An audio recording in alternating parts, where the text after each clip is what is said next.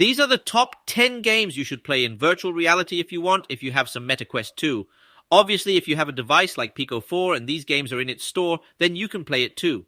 We start with the top 10. For me, this number is occupied by Per Aspera. We start with the last on the list and the game that literally just came out. In fact, it was published on February 9th, but for me it has been a total surprise.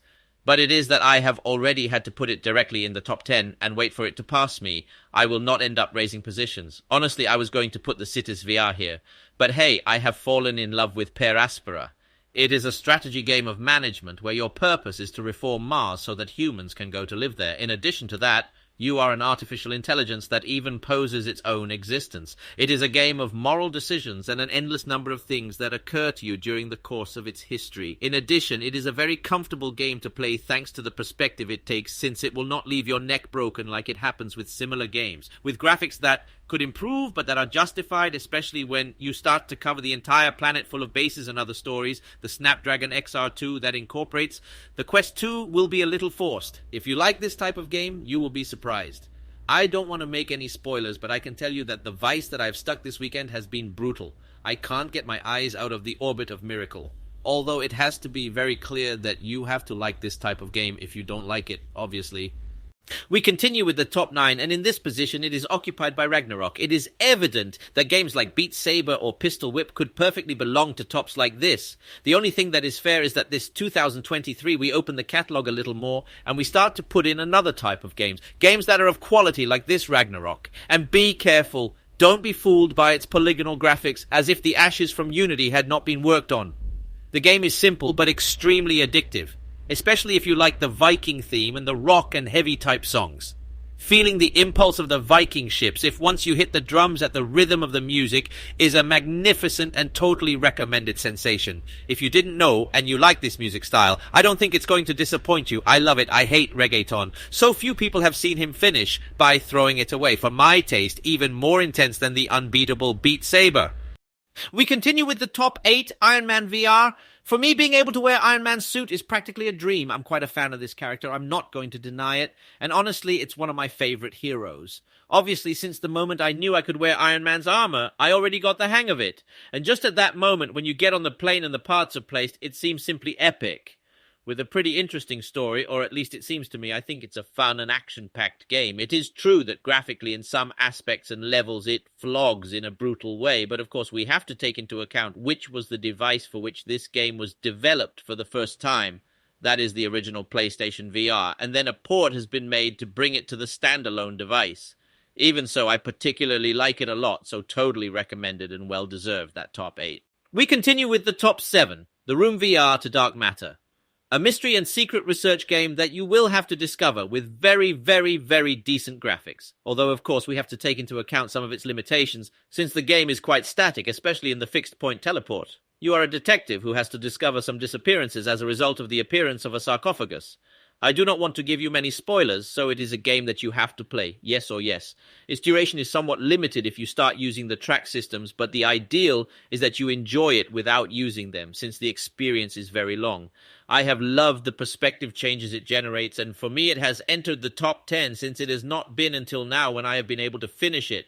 Honestly, a whole discovery, just like what happened to Wanderer in PCVR. If you are a fan of Escape Room, you should know that this mystery game and solving riddles is made for you. And now we continue with the top 6, Green Hell. If there is a game that has managed to literally get me out of Kizio, I already tell you and I warn you that it is Green Hell. I really promise you, I think it has been the game that I have cursed the most in my life. Start playing and suddenly you fall and die, a poisonous spider bites you, you get licked by a frog to end up poisoning you, or suddenly a wild animal comes out from the bushes, attacks you and kills you and eats you. Really, honestly, a survival game in pure state in the middle of the jungle. At the graphic level, the game does not look bad at all, although its performance is somewhat laced by the fault of the asynchronous reprojection, which is used to be able to reach the 72 frames per second constant. And if you're very sensitive to this, you will notice, but it is a totally playable and viable game to use without major problems. You will have to survive in the jungle, recover your wife, and face all kinds of challenges that will put you at the limit. Get ready to die every 2x3, I tell you, because otherwise, on the contrary, you will stamp the headset against the ground. We reach the top 5, the equator of this top of games for Quest 2, and in this position we find Contractors. Although I have already put it in some top, for me it is still a reference shooter. I have tried to play others like Pavlov or the very own Onward, but I have not been able to feel the adrenaline as with this one. Although it is true that it is a multiplayer game, and that without story mode you see something limited to play it without people, I think it is totally advisable that you try it, especially if you are looking for that shooter with support for mods, maps, and all kinds of weapons. In addition, they have even added many new things, where we will be able to find a ninja mode or a zombie mode, where you will have to eliminate waves constantly to be able to progress your score and weapons. So for me, very well deserved this position number 5 to a game that has provided me hundreds of hours. We will also have other titles that come directly to the top 4. Specifically, we're going to talk about MOS1 and MOS2, especially this last one, because Quill, the bravest mouse we can ever know in real life, is already here in virtual life, and yes, it is part of that top 10. Obviously, it is not for its first part, which is extremely recommended, and that so far occupied a hole in the tops worldwide. But for this second part, that, although it is quite continuous, makes the story infinitely more epic. Obviously, if you are going to play MOS2, you will also have to play the first. So in this top 4, I include the pack of MOS1 and MOS2 because it will provide you with an unimaginable journey to the world of Quill, controlling it and its environment to take it to the end of its adventure, which I tell you will not be a path of roses. These 2 games you have to play, the one of the Tyrant and Without a Word. For me, they are essential in the Quest 2. And remember that if you like this type of content and want to know more about virtual reality or be up to date with this technology, I recommend that you subscribe. You will not miss all this information that I have prepared for you. But now let's continue with that number top 3, in which it should obviously be Walking Dead Sign and Sinners. We are facing one of the games that I like the most and that I could enjoy from beginning to end. This story takes us to New Orleans, where the tourist, or that's how they call us, arrives in the middle of a zombie apocalypse.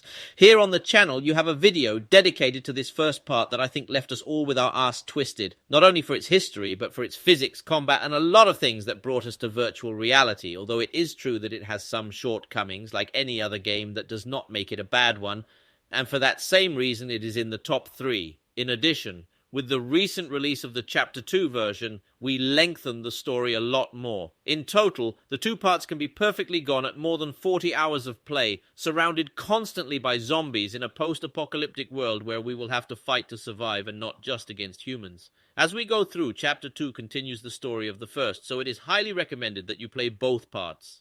And now we are getting closer to the top, and we are going with the top number 2, which for me is fully governed by Resident Evil 4 VR. This was a real surprise for all of us. Nobody expected that Capcom made a Resident Evil game for the Quest 2, and finally it has achieved it. In addition, with a huge advertising campaign in the United States, it became the top of the best-selling games in less time. We already know the story, or at least it has been played, which is precisely the same as a Resident Evil 4 that we have seen on other platforms, only that adapted completely to virtual reality. Although it is true that there are things that could be done between the virtual and that others you have to do in third person, we will be able to enjoy as a dwarf when we hear the typical word of "behind you, asshole," remembering old times to all those who have played. If instead you are like me, who does not play the 4th part on any of the platforms where it came out, which I think is the game most ported to all platforms, you are going to freak out in colors when you play it in the Quest 2. A AAA story in the background, taken entirely to virtual reality that will leave you with a lot of desire to continue playing it. So from here, this game cannot miss absolutely nothing.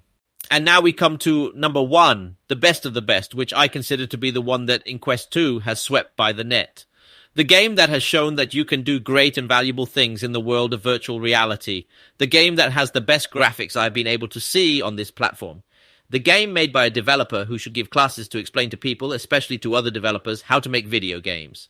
Specifically, I am talking about Red Matter 2. And beware, beware, because this top number 1 is the best game that I consider right now that there is on this platform. Not only because of its graphics, its history, its mechanics, its physics, its puzzles, but because it is able to get so into its world that it will cost you to get out of it. Red Matter 2 has become my top number 1 for the standalone device of Meta.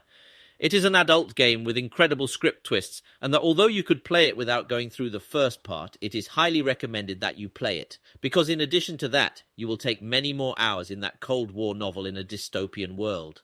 I firmly believe that if you want to play a Half-Life Alyx on a standalone device and you don't have a computer to run it, this is really your game. I don't want to give you many spoilers, but you'll have to fight to survive, solve puzzles, and enjoy an adventure of intrigue and mystery from the first moment. And like what happened with Moss and Walking Dead, the story of this second part continues just where the first one ends. I recommend that you give it a chance because I think you will love it. Surely I have left many other games that I like in the inkwell. In the end, Untrod 10 are the ones that I consider to be the best games on the platform, but that doesn't mean that there are many others that are at the same level. In addition, I wanted to innovate a bit so that you don't always have the same tops made all over the world that look like a copy and paste and that are exactly the same. But I have to admit that games like Into the Radius, Bone Lab, or even Blade and Sorcery are also very good games, although I don't particularly like them at all. It is really for a much more specific audience in which I do not include myself. Although, for example, right now I am giving a second chance again to Into the Radius to see if it ends up convincing me or not. And nothing, family, I hope you liked the video. Thanks to all for getting here, to those who give the like, to those who leave a comment, and to those who share the video. And as I always say, see you in the next video.